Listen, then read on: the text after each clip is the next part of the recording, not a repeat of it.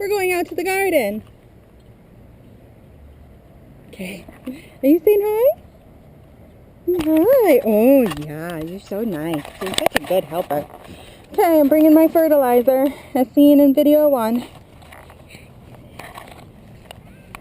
Tyler, you coming with me? Don't play in there, please. That's yucky.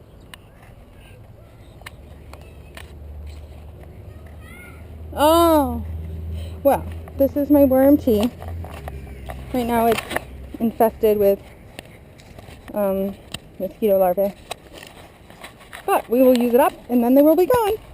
So here's my tree. This is my Jonathan apple tree. And my marigolds.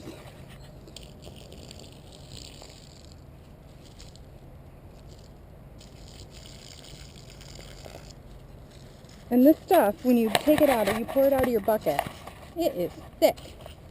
It's dark and black, so that's why you got to dilute it. I dilute mine quite a bit. I do about, let's go check out the garden.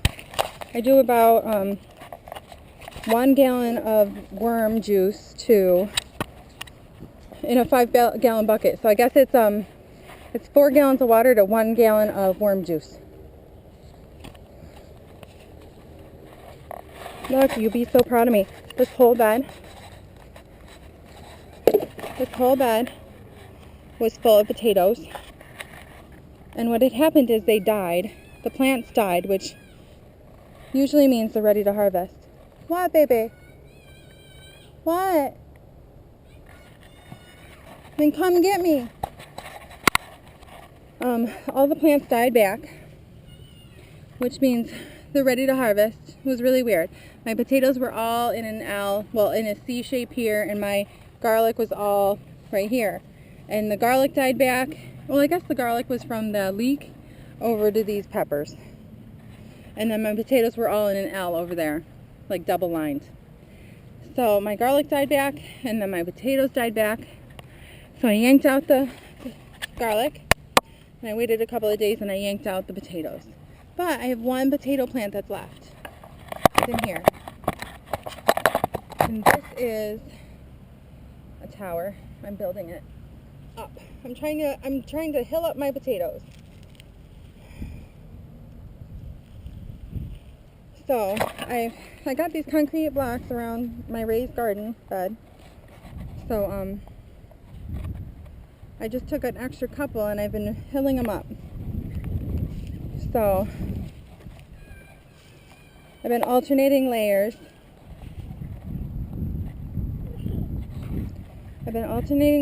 Of soil and grass that I've been yanking out. So I hope that it's going to be happy. This is I bought 1 package of, I was doing an experiment with purple potatoes. And I bought 1 package. It had like 2 pieces, teeny pieces of potato in there. So I planted them. And this 1 plant came up. So I'm trying to maximize my purple potato harvest by, that's Tyler. He's very impatient. Every time I come out of the garden, this is what he does. He stands by the house and screams for me. I'm sure the neighbors love it. But I'm trying to maximize my potato harvest by hilling that 1 plant up and seeing how many I get. But we dug the other ones and I got, I don't know, like maybe a gallon of potatoes, which is pathetic because it was a ton of plants. But they weren't seed potatoes. They were just potatoes that had rooted themselves in my kitchen. So I just threw them out here to see what would happen. I'm pretty pleased because, you know, it was going to be garbage anyway. And I got more food out of it, so pretty cool. Yep, this is my experimental garden. I'm not a very serious gardener. You can see all the weeds dispersed in. I was going to go get a couple of bales of straw today and, you know, mulch stuff in and be all productive, but the store didn't have any, so I just forget that. So I have some purslane growing. It seeded itself in my garden. There's some right there. And there's a huge patch right there. And that is wild. That planted itself. And it's high in amino fatty acids. It's good for you. See some other channel for that info. But it's supposed to be good for you. And that thing, I don't even know what it is, planted itself. These tomatoes, 1, 2, 3, 4 tomato plants, planted themselves. This I think was a I think that was a mom, but I think something ate it. We got it. Yeah. That whole line, at the end of that line right there is horseradish. This whole line, it's like a triple line of asparagus. And you walk over here. And this is it goes every other plant. It goes watermelon, cantaloupe, every other plant all the way around. And then we have peppers in the center. That was a humongous cardboard box. It was like 4 foot by 4 foot by 4 foot. So it was a cube. 4 foot cube. And it disintegrated last year. It didn't have a very good time. It didn't have a very good time of it. So then here's my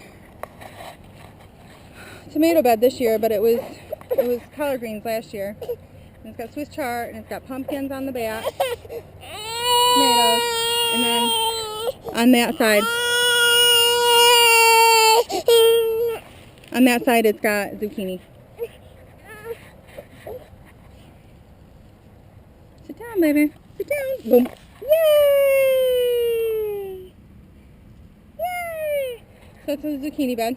Well, and I don't know. I'm not a very stringent gardener. And you know, I got some things in here, like those are mustard greens. They like shade or else they'll bolt. And there's a basil plant underneath my tomato plants. There's basil. And they like it cooler and shadier because if they don't have it, then they go to seed very fast. So I planted them underneath, between rows of my tomato plants. Uh-oh. Uh-oh. My kids. You don't want to share. Well, that's garden tour, the start.